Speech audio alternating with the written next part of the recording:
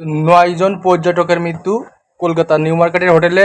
বাংলাদেশি যারা পর্যটক ছিল কলকাতার নিউ মার্কেটে হোটেলে ৪ তলা পর্যন্ত আগুনে নিঃশ্বাস বন্ধ হয়ে দম বন্ধ হয়ে নিহত ৯ জন বাংলাদেশি, সকলেই ৯ জনের ভিতরে ৯ জনই বাংলাদেশি। তো এটা ভারতীয় ভিসা বাংলাদেশিদের জন্য একটা নেগেটিভ একটা ইম্প্যাক্ট বা নেগেটিভ একটা ধারণা তৈরি হবে। যারা বাংলাদেশ থেকে ভারতে যান পর্যটন বিষয় বা চিকিৎসা বিষয়, মেডিকেল বিষয়, তাদের জন্য একটা নেগেটিভ একটা ধারণা তৈরি হবে। আসলে কেন এই অগ্নিকাণ্ড এবং কেন এই মৃত্যু এবং ৯ জনই কেন বাংলাদেশি, কেন এই অগ্নিকাণ্ডের ঘটনা ঘটলো, যেটা ইতিপূর্বে কখনো ঘটেনি বা ওই ধরনের ইতিপূর্বে কখনো ওই ধরনের অগ্নিকাণ্ডে নিহতের সংখ্যা এত ছিল না। এতজন বাংলাদেশি একসঙ্গে মারা যায়নি ভারতে পর্যটন বিষয় বা মেডিকেল বিষয় গিয়ে।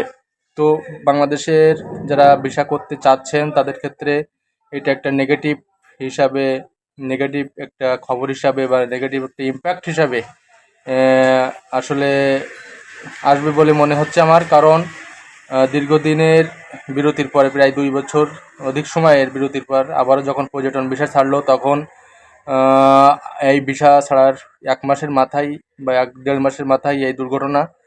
এবং এটা খুবই একটা মারাত্মক একটা অগ্নিকাণ্ডের একটা ঘটনা। এবং সকলেই যারা নিহত হয়েছে অগ্নিকাণ্ডে নিঃশ্বাস বন্ধ হয়ে ধোঁয়াতে, অতিরিক্ত ধোঁয়ার কারণে সম্ভবত শোনা গেছে এসি বিস্ফোরণ থেকে, এসি থেকে আগুনের সূত্রপাত অগ্নিকাণ্ড।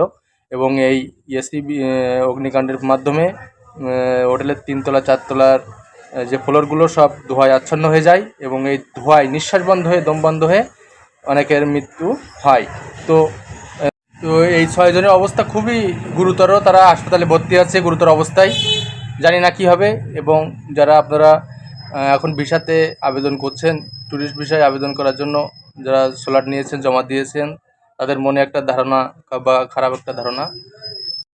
যারা পেয়েছেন স্লটে, যারা ভিসার আবেদন করবেন সামনে, তাদের মনে খারাপ এই ধারণা আসাটা স্বাভাবিক ব্যাপার। কারণ একসঙ্গে 9 জন বাংলাদেশি একই হোটেলে কলকাতার নিউ মার্কেটের মতো জায়গায় তারা বাংলাদেশ থেকে বেড়াতে গিয়েছিল ভ্রমণ বিষয়, তারা সকলে মারা গেছে।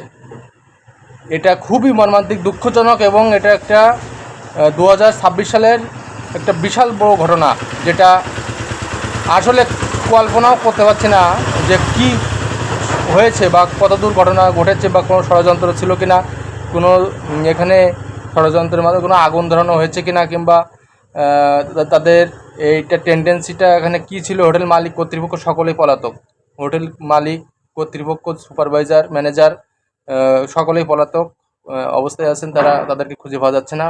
ফায়ার সার্ভিসের কর্মীরা আগুন নিভিয়ে সেখানে অবস্থান করছে। পাশেই ছিল ফায়ার ব্রিগেডের অফিস, কিন্তু তারা টেরও পায় নাই। বিল্ডিংয়ের ভবনের কোনো ফায়ার সেফটি ছিল না, ভবনের কোনো ফায়ার কোনো এক্সিস্ট ছিল না। ভবনের ভেতরে সম্পূর্ণ ধোঁয়ায় ঢেকে যায়, আচ্ছন্ন হয়ে যায়। বেরোনোর কোনো প্রবেশ পথ ছিল না, পাচ্ছিল না। মনে হয় সম্ভবত গেটে তালা দেওয়া ছিল। যে মালিকের ভবন বা যে হোটেল মালিক, সেও হয়তো বা এ বিষয়ে অবহিত নয় যে কীভাবে এক অগ্নিকাণ্ড ঘটেছে। তারপরেও এটা নিয়ে তাদের মনে দ্বিধাদ্বন্দ্ব তৈরি হয়েছে। তারা পলাতক সকলেই। এবং এই যে অবস্থা, এই অবস্থার মধ্যে সকলে কীভাবে আপনারা ভ্রমণ করতে যাবেন ভারতে, কীভাবে আপনারা ট্যুরিস্ট ভিসায় ভ্রমণের জন্য সামনে যাবেন, এটা নিয়ে আপনাদের ভাবতে হবে। কিংবা অনেকে এই চিন্তায় বা দ্বিধাদ্বন্দ্বে পড়ে যাচ্ছে। তো এটা একটা খুবই মর্মান্তিক দৃশ্য আমি মনে করি। তা আপনারা যারা এই দৃশ্যটা আজকে দেখেছেন বা যারা দেখবেন, আসলে সান্ত্বনা দেওয়ার কিছুই নাই। 9 জন বাংলাদেশির এই যে করুণ মৃত্যু বা করুণ পরিণতি, করুণ একটা অবস্থা, এটা আসলে এর জন্য কে দায়ী বা কারা দায়ী, কারা জড়িত, তদন্তের মাধ্যমে উঠে আসবে বলে মনে করি। এবং এটা আসাটাই উচিত।